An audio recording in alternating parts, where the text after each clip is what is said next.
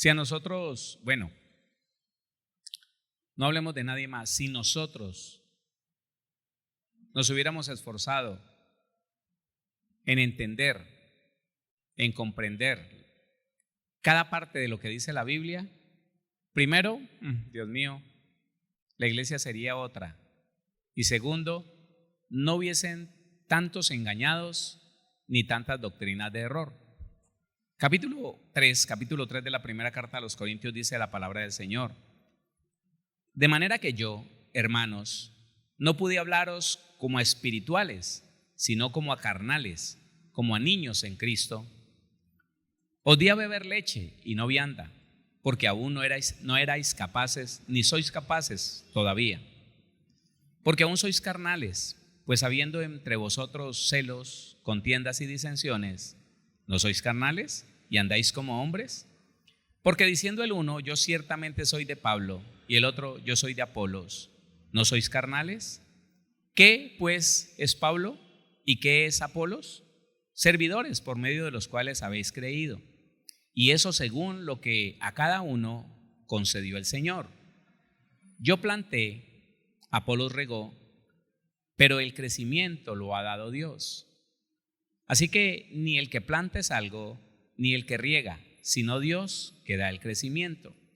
Y el que planta y el que riega son una misma cosa, aunque cada uno recibirá su recompensa conforme a su labor. Porque nosotros somos colaboradores de Dios, y vosotros sois labranza de Dios, edificio de Dios.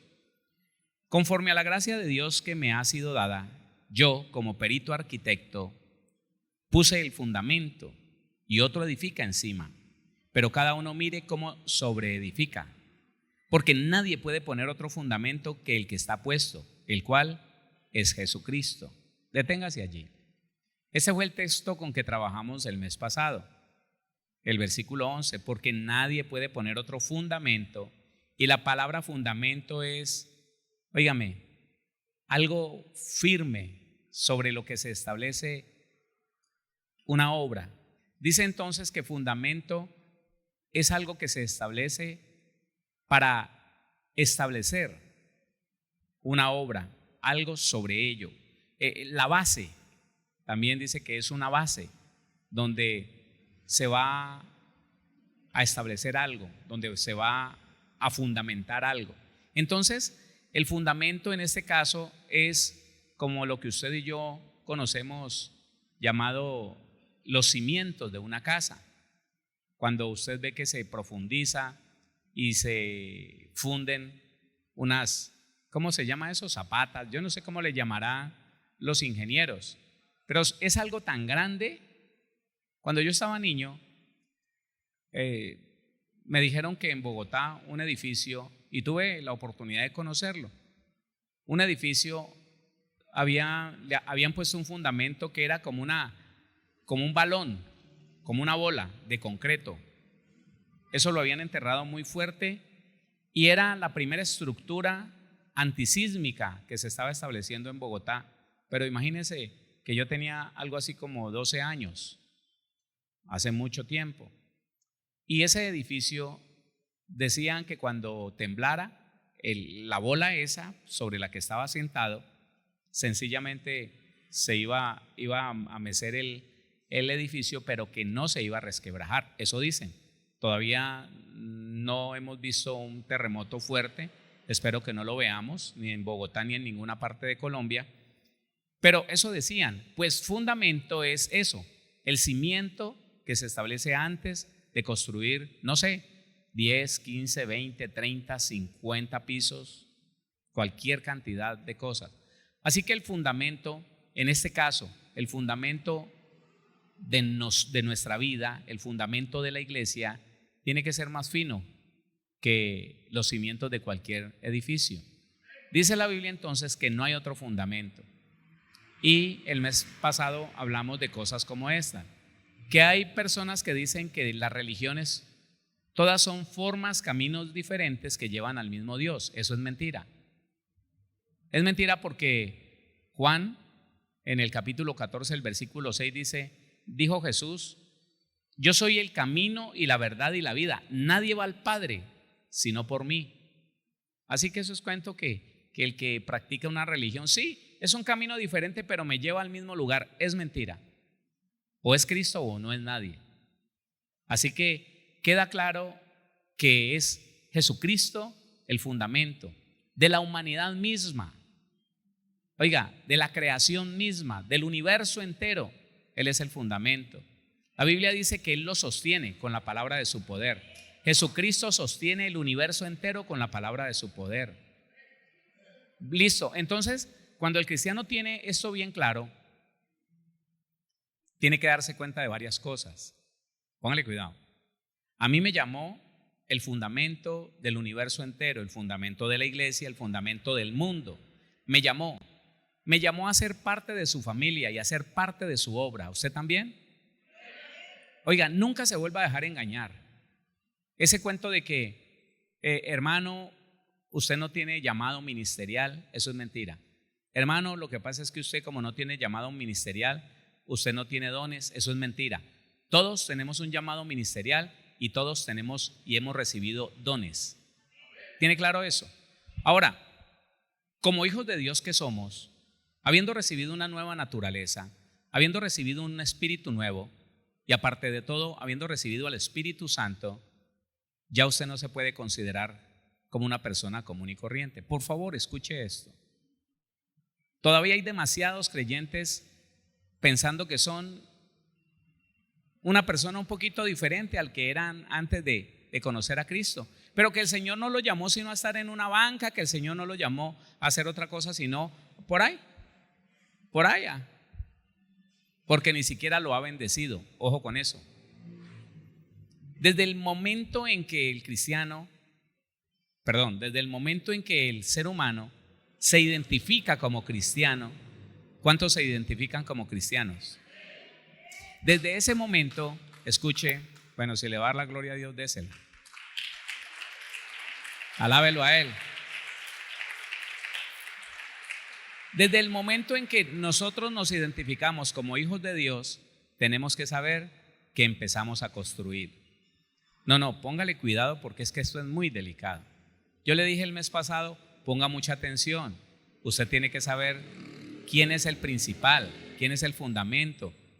Y estuvimos hablando en la semana que solamente pude estar una semana, le hablé que muchas personas ponen como fundamento otras cosas u otras personas, que para ellos el más importante es otra persona, otra cosa. No puede ser. Ahora le estoy diciendo esto.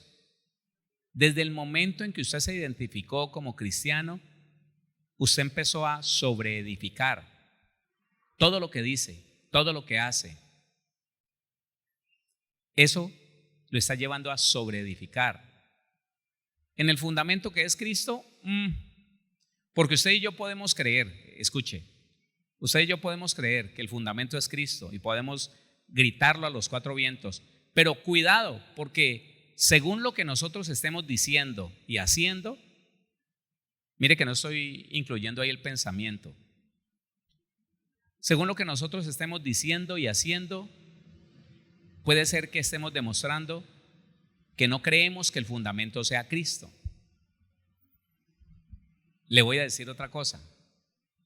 Puede ser que lo que estemos haciendo sea bueno, que nos aplaudan lo que estamos haciendo, y puede ser que eso que estemos haciendo a Dios no le agrade. Pero si es bueno, ¿por qué no le va a agradar?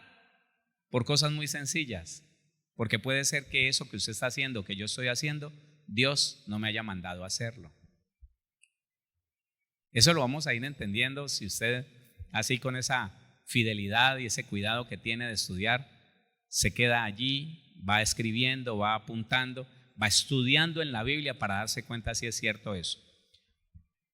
Mire, le voy a dar un solo ejemplo porque no voy a hablar de eso en esta semana, pero le voy a dar un solo ejemplo. Le voy a dar el ejemplo de alguien que cuando no conocía a Cristo quería ser grande, famoso, quería ser alguien pues reconocido. Pero el Señor lo llama a cumplir una función, digamos, de ministro, de pastor, donde está determinado a servir a los demás, ¿sí? A trabajar, escuchándolos, dándoles un consejo, enseñándoles. Hombre, reedificando esas vidas, sobreedificando en Cristo, estableciendo en esas vidas la fe que es en Cristo Jesús. Pero de pronto él descuida aún la predicación, descuida la consejería, la enseñanza, y se pone a trabajar en construir un edificio, y se pone a trabajar en construir algo grande, algo maravilloso, y mira por allá y mira por acá, y le pide a la iglesia y compromete a la iglesia, y va y pide prestado en un banco, en otro, y la gente lo aplaude. La gente dice: uy, qué gran edificio el que está construyendo ese hombre. Uy, qué bendición. Uy, esa obra es muy bonita. ¿Es algo bueno o no? Y puede ser que Dios esté desagradado, porque para el Señor Él está perdiendo tiempo aquí y allá buscando levantar un edificio cuando Él lo llamó a otra cosa. Y a veces eso no se entiende. Esa persona, un día cuando llegue al tribunal de Cristo, le van a decir: ¿con qué intención hizo usted lo que hizo después de que se convirtió? Porque eso lo vamos a ir estudiando. Después de que usted se dio cuenta que era cristiano, después de que usted fue consciente que era un hijo de Dios, lo que hizo, ¿con qué intención lo hizo? Y ahora estoy hablando del pensamiento, de la intención. No, pues yo quería hacer una obra magnífica, yo quería hacer una obra grande, yo quería que la gloria de Dios cayera en ese edificio y que la gente viera y dijera: wow. Pero yo no lo mandé a eso. Afligió mucha gente, entristeció mucha gente, ofendió mucha gente porque no podían dar lo que les pedías, quedaste debiendo dinero, a algunos que trabajaron en esa obra no les pagaste. Yo no te puse a eso porque ese no es el ejemplo del reino de los cielos. No, eso no es sobreedificar en Cristo. Y a veces nosotros pensamos que estamos haciéndolo bien, pero ¿sabe qué deberíamos tomar en conciencia este mes? Hermano, todo lo que yo hago, todo lo que digo, tengo que cerciorarme con qué intención lo hago, porque un día en el tribunal de Cristo voy a tener que dar cuenta. Y hay cosas muy importantes que vamos a explicar, como por ejemplo ese texto que sigue ahí. Nosotros leímos hasta el 11, porque nadie puede poner otro fundamento que el que está puesto, el cual es Jesucristo. Y si sobre este fundamento alguno edifica oro, plata, piedras preciosas, madera, heno, hojarasca, la obra de cada uno se hará manifiesta, porque el día la declarará, pues por el fuego será revelada. Y la obra de cada uno, cual sea, el fuego la probará.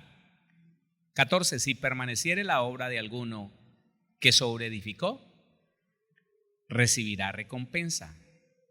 ¿Sí está leyendo? 15. Si la obra de alguno se quemare, él sufrirá pérdida, si bien él mismo será salvo, aunque así como por fuego. Quiero llegar hasta este versículo 15, ¿sabe por qué? Porque muchas doctrinas de error se han levantado para decir que la salvación no se pierde. Y toman ese texto, toman el texto de que sufrirá pérdida. Ah, sí, pero él será salvo. Así como tiznado, así como que tiznado por el fuego, pero será salvo. Pero que la salvación no se pierde. No. No le voy a desarrollar esto porque vamos a ir lentamente y quiero que, por favor, en este mes estudiemos primeramente este texto, este capítulo, hasta más o menos ese versículo que hay por allí. Pero quiero decirle algo. Estamos hablando del tribunal de Cristo, y al tribunal de Cristo no llega ningún condenado. No. No llega ninguno que haya practicado las obras de la carne. No llega ninguno que se haya muerto en amargura. No. Pero sí personas que, pensando que hacían bien, su intención no fue glorificar al Señor, sino tal vez mostrarse Él o mostrar una obra física en la tierra. Eso entonces es sobre edificar en cosas como madera, hojarasca, heno. Porque nos vamos a ir dando cuenta en la medida que vamos estudiando este capítulo cómo todo lo que viene del hombre. Mire, ¿sabe una cosa que yo no entendía y que la vine a entender como, no sé, 4 años después de estar siendo cristiano? Es que vivir en la carne no es vivir fornicando, adulterando, robando, no. Vivir en la carne es tomar decisiones por emociones, reaccionar a las cosas que me suceden en emociones. Vivir en emociones, reaccionar siempre en mis emociones. Eso es vivir en la carne.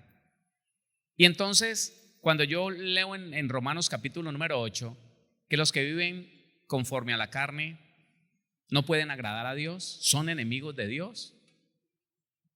Yo entonces me sorprendí mucho al darme cuenta que una persona puede estar en una iglesia cristiana, un ministro puede estar predicando siempre, pero en la medida que su vida se mueva de acuerdo a lo que le dicta su alma, yo no me dejo de nadie, olvídese, yo no soy tonto, yo, ¿sabe qué? Conmigo no se meta, llévela bien conmigo, porque si no, yo no, olvídese, yo no me ahorro con nadie, y el que me las hace me las paga. Esa persona no le ha pegado a nadie, no ha robado a nadie, no fornica, pero sencillamente tiene un temperamento humanamente, carnalmente. Esa persona no agrada a Dios. Esa persona es enemiga de Dios. Y son cosas que a nosotros no nos explicaron y que hoy en día, escucha iglesia, hoy en día una gran cantidad de cristianos se resisten a creer. No, ¿cómo así? Porque yo no sé en qué momento se metió en la mente del cristiano que podíamos vivir de cualquier manera y que Dios tenía la obligación de hacernos salvos. Aunque encontráramos por ahí en la Biblia cosas como, por ejemplo, mirad bien, no sea que alguno deje de alcanzar la gracia de Dios, que brotando alguna raíz de amargura. Pero no, es que uno tampoco se puede dejar, tampoco, yo no estoy amargado, pero yo no me dejo de nadie, yo olvídese. Y gracias a Dios, el Señor está derramando entendimiento desde hace ya muchos años sobre la iglesia y estamos comprendiendo que vivir en la carne no es vivir pecando. Vivir en la carne es vivir a la manera humana, reaccionar porque yo no soy tonto, ¿sabe qué? Yo no me dejo de nadie y no, olvídese. Y entonces, si yo puedo beneficiarme mintiéndole a alguien, así sea una mentirita chiquita, pues yo voy a buscar en mi propio beneficio, no importa que el otro se vea perjudicado, porque es que, hermano, uno no puede ser bobo. Eso entonces me determina, me marca a mí un camino.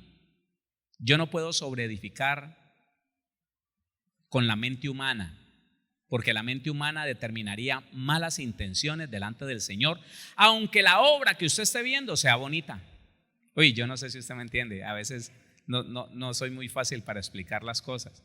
Se lo digo de nuevo, hay que cuidar no hacer las cosas con la mente humana, porque la mente humana determinaría una mala intención, una propuesta carnal en todo lo que hago, y eso jamás va a agradar a Dios. Y si la persona no comete pecado porque no practica ninguna obra de la carne, pero todo lo que lo decidió por sus emociones, porque él sabe, porque él entiende, porque ahora él es el que conoce y él es el que él es experto y nunca le preguntó al Señor, nunca se basó en la palabra, sino que puede haber levantado la obra más maravillosa. ¿Y usted por qué lo hizo? ¿Con qué intención lo hizo? ¿De ser reconocido? ¿De que su nombre estuviera en una revista? ¿De que la gente dijera, wow, lo que hizo fulano? ¿Sabe qué? Sobreedificó con heno, hojarasca o madera. Se le quema, se le chamusca. Pero si no estuvo en pecado, pues dice la Biblia, aunque él será salvo, así como por fuego. Eso lo vamos a desarrollar con textos bíblicos más adelante. Entonces, empecemos. Hoy quiero que empecemos desde el versículo número 1 a mirar qué es lo que está diciendo Pablo. ¿Por qué termina diciendo, escúcheme, yo puse el fundamento y no hay otro fundamento sino el de Cristo? Ahora, los que sobreedifican tienen que saber cómo sobreedifican, porque mucho cristiano lo que está haciendo dice que lo hace para Dios, pero Dios no le acepta lo que está haciendo. Así que no está reedificando en Cristo, está reedificando en otro. Pero vamos a llegar allá. ¿Está bien? ¿Está bien? Versículo número 1. Versículo número 1. De manera que yo, hermanos, no pude hablaros como a espirituales, sino como a carnales, como a niños en Cristo. Estudiemos ese versículo. Pablo se está quejando y le está diciendo a los corintios, escúchenme, hermanos, yo no pude hablarles a ustedes como que fueran personas espirituales, no pude. Me tocó hablarles como a carnales, como a niños. ¿Qué le estará diciendo Pablo allí a la iglesia de Corinto? Dice que de manera que yo, hermanos, no pude. La impotencia de poder desarrollar algo, de llevar a cabo algo, la impotencia, no pude hablaros palabras como a espirituales. La palabra espirituales, 41:52. 41:52 dice, espiritual es no carnal, es decir, no humanamente, etéreo como opuesto a grueso, o demoníacamente. Espiritual es lo contrario a los demonios. Dice, espíritu, concretamente o divinamente sobrenatural, regenerado, religioso. Está diciendo entonces que una persona espiritual es una persona que recibió la regeneración del Espíritu Santo, que no vive en su naturaleza humana, que no vive con odios, que no vive con resentimientos, que no vive con amargura, que no tiene reclamos en el corazón. Eso es una persona regenerada, una persona que no sufre de envidia, de celos, de odios. No, eso es. Y Pablo dice, yo no les pude hablar como gente que se mueve en los principios espirituales, en los principios del reino de los cielos. No, me tocó hablarles como a carnales. Y la palabra carnal, 45:59, dice pertinente a la carne, es decir, por extensión, corporalmente, temporal, o por implicación, animal y regenerado. Eso sí es feo. Animal y regenerado, un animal que no se ha regenerado. Aquí quiero explicarle a qué se refiere esa palabra.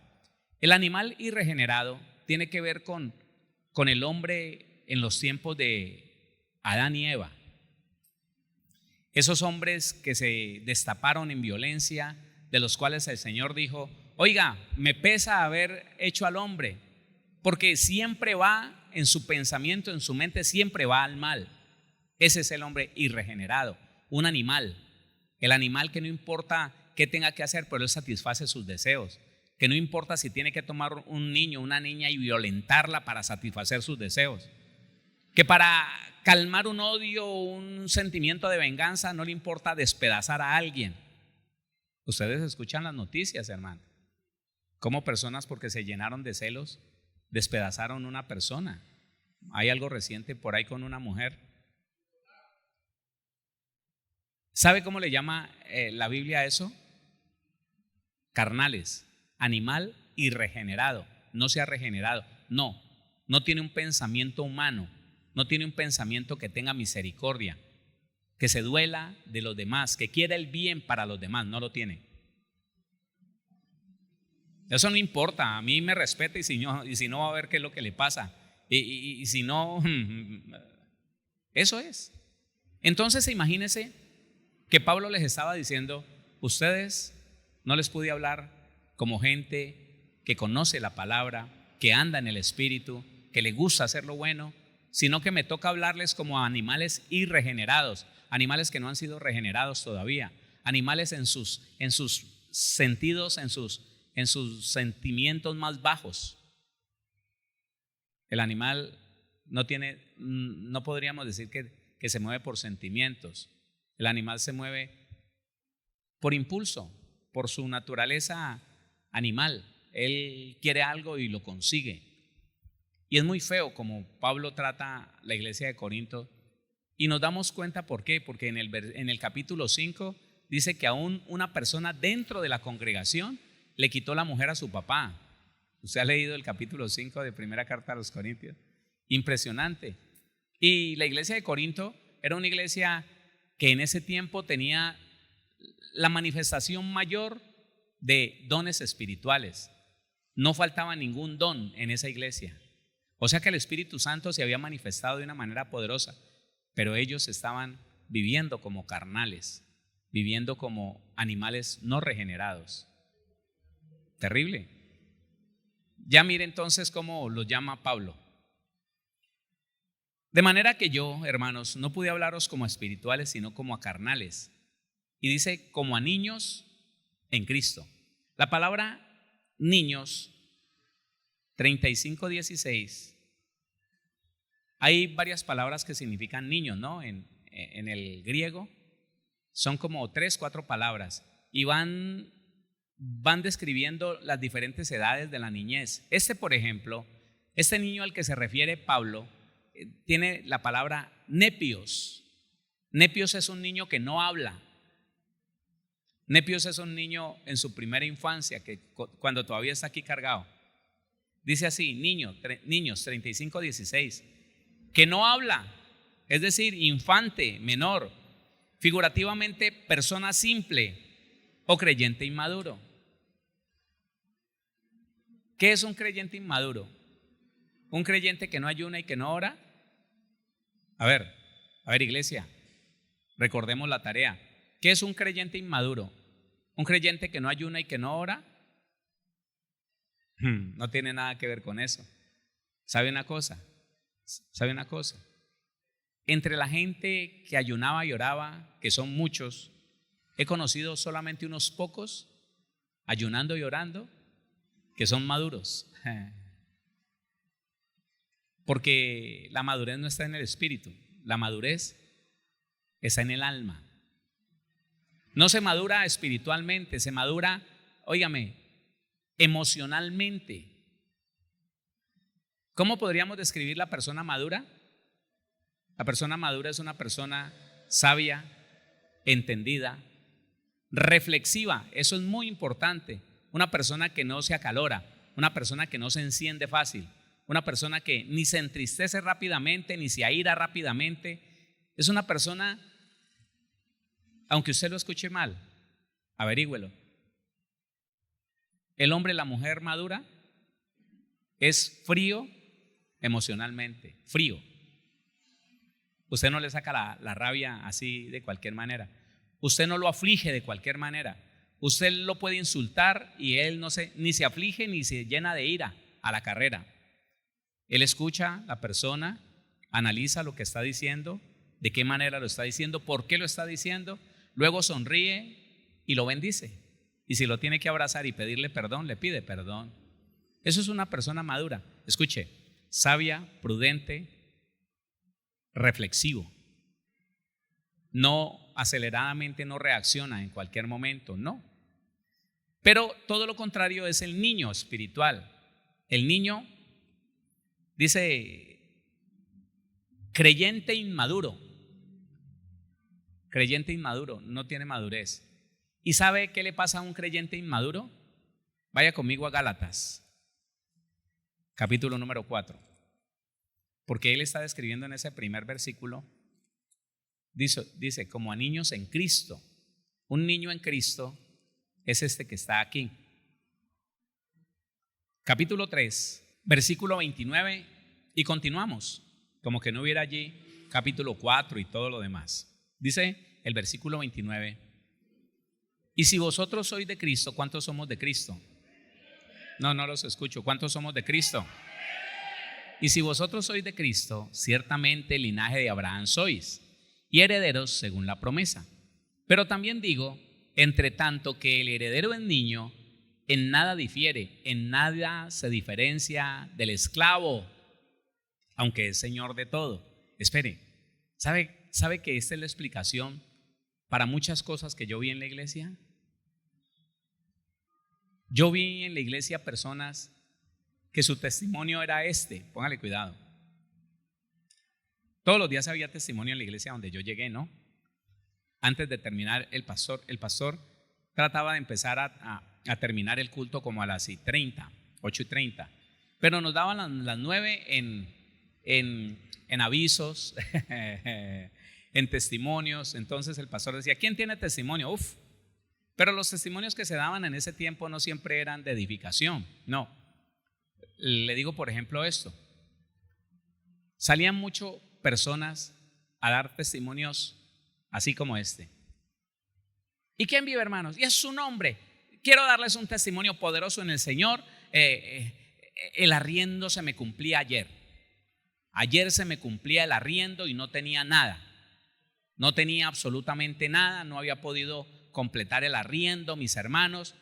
Y ese hombre, el dueño de la casa, eso es un relojito. Y yo sin nada, y yo clámele al Señor, y clámele. Estaba en ayuno 3 días antes por el arriendo. Ay, Dios mío. Y clámele al Señor. ¿Sabe qué? Ese hombre no fue. Dios lo embolató por allá y no fue. No fue por el arriendo. ¿Y sabe qué? Esta mañana yo orándole al Señor, el Señor me inspiró y me mostró mi tío. Y yo fui donde mi tío, le toqué la puerta y le dije, tío, que Dios te bendiga, el Señor está contigo, tío. Y mi tío me dijo, ¿qué quiere, mija? Así con esa mala gana yo dije, en el nombre de Jesús. Y le dije que me prestara para el arriendo y me los prestó. Oiga, qué bendición. Y yo llego a mi casa y a los 5 minutos llega el dueño de la casa y le pagué su arriendo. Y la iglesia aplaudía. Y yo decía, ¿cómo así? Otro testimonio. Amanecimos sin el desayuno, hermano. Aleluya. Amanecimos sin el desayuno. Pero Dios en su infinita bondad y gracia, hermano, yo ya me iba a ir. Cuando llegó la vecina y me dijo, pues yo no he oído chirriar la cazuela, mija, y aquí le traje esta arepita y este cafecito. Ahí está la provisión del Señor, hermano. ¿Sabe qué? A mí me confundían esos testimonios. Yo decía, no puede ser. Y entonces de preguntón, porque yo soy muy preguntón, le pregunté al Señor, bueno, ¿y qué es eso? ¿Por qué eso así? Y me llevó a este texto. Usted es Señor de todo. No, imagínese. Usted es heredero de todo. No, si usted, no, venga, espere, por favor. Agárrelo en frío, hermano. Y si no lo sabe, estudie que esto, yo no lo quiero emocionar. Lo que menos quiero es emocionarlo. Estudie el resultado de la obra de Cristo en la cruz. Estudie la cultura del reino de los cielos, el carácter del cristiano, la cultura del cristiano, la identidad del cristiano. Estúdielo. Usted es un hijo de Dios, una hija de Dios. Tómelo fríamente. Escúcheme. Tómelo fríamente. Usted es heredero de todas las cosas. Oiga, y yo le pregunto al Señor, ¿por qué algún hijo tuyo, Señor, va a tener que estar a toda hora como que recibiendo las cosas a última hora y mediditas? Hermana, diezmó. No, pastor, no me alcanzó. Llegó precisito para el arriendo y no me alcanzó para nada más. ¿Qué es eso? Y el Señor me decía, ahí está. Escúcheme, mientras que el heredero es niño, es semejante al esclavo. En nada se diferencia del esclavo, aunque es heredero de todo, aunque es señor de todo. Léalo y verá. Léalo. Versículo 1 del 4. Pero también digo, entre tanto que el heredero es niño, en nada difiere del esclavo, aunque es señor de todo. Escuche lo que le digo y vamos al versículo número 2. Resulta que son personas inmaduras, personas que con todo el mundo pelean, personas que caminan en sus emociones, en su carne, tienen un empleo y lo pierden porque el temperamento es así. Ellos son inmaduros, no son reflexivos, no, ellos no son prudentes, sabios, no, olvídese, ese impío me dijo que le trabajara yo no, olvídese, yo me vengo para el culto, yo. Al otro día, no más. Y entonces me hace el Señor entender que como son niños, a ellos no se les puede dar la totalidad de la herencia. A ellos hay que coger una cucharita y un platico bien pequeño, 4 cucharadas. Ya, no más. Se atraganta, como es inmaduro, donde le dé la bendición, ¿quién sabe qué harían? ¿Quién sabe qué harían? Eso es un niño en Cristo, una persona inmadura con un comportamiento tremendo, terrible, que donde Dios le diera poder y autoridad, quién sabe cuántos estragos harían como cristianos. Lea el versículo número 2 y verá que ahí está el complemento, dice: sino que está bajo tutores y curadores hasta el tiempo señalado por el Padre. Tutor, curador. Oiga, el tutor es el que cuida,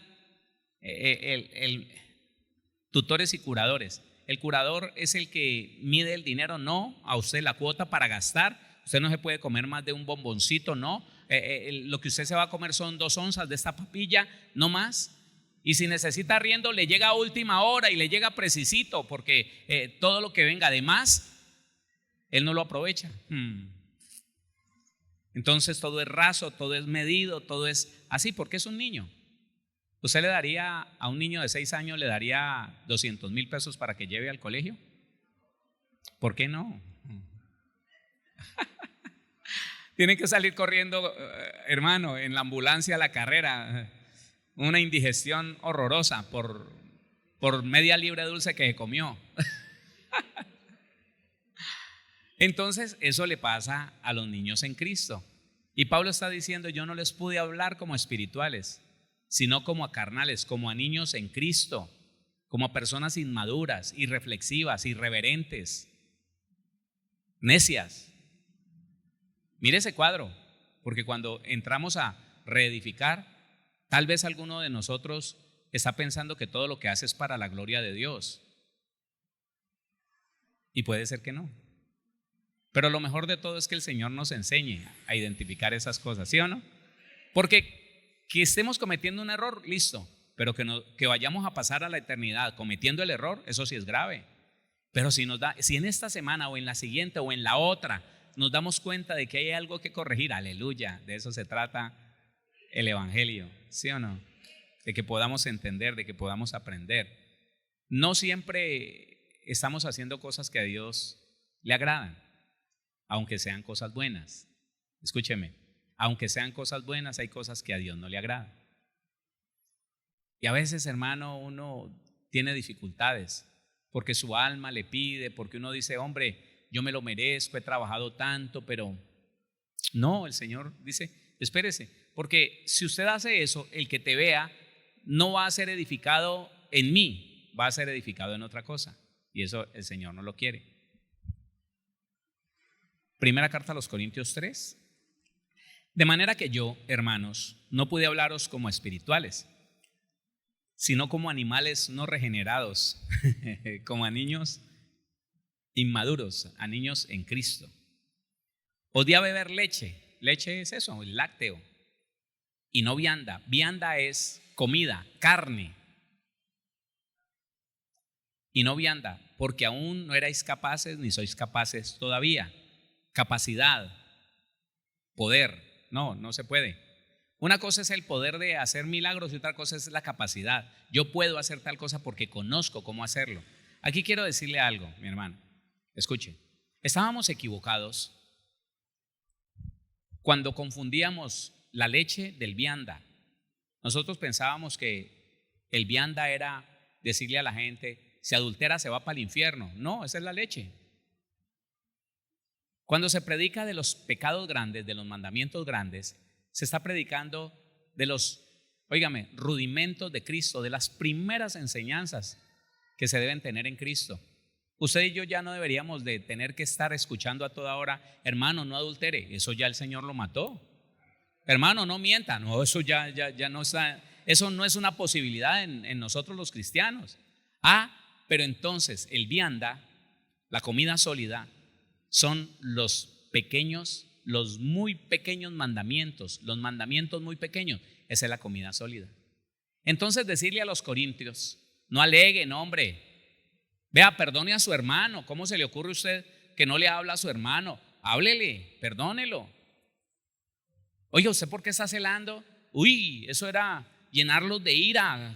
¿Cómo así, Pablo? Hablaron mal de Pablo y dijeron cosas feas de Pablo porque él les tocaba esos punticos. Algo que parece, y por eso el Señor Jesús los llama los mandamientos muy pequeños.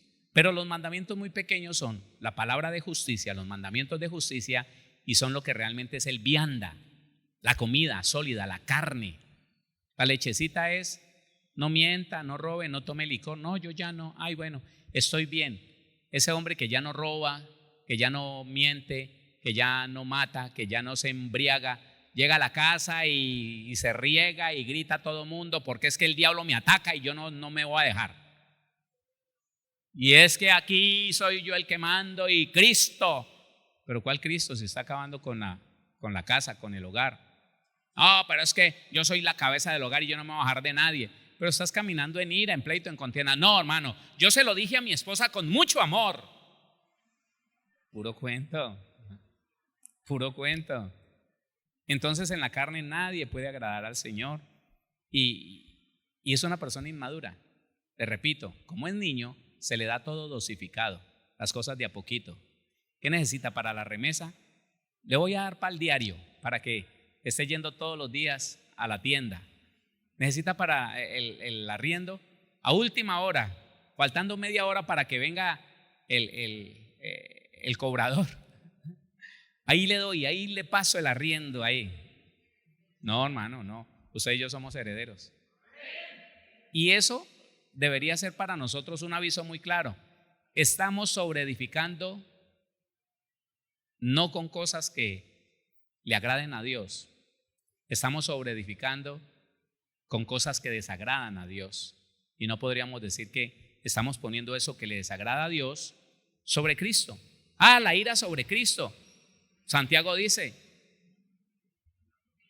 en la ira del hombre no opera la justicia de Dios, no obra la justicia de Dios. Y mucha gente dice que se tuvo que caracterizar porque ama mucho a Dios, y que porque ama mucho a Dios entonces se tuvo que caracterizar y se llenó de ira, insultó y cree que está edificando para Cristo. No.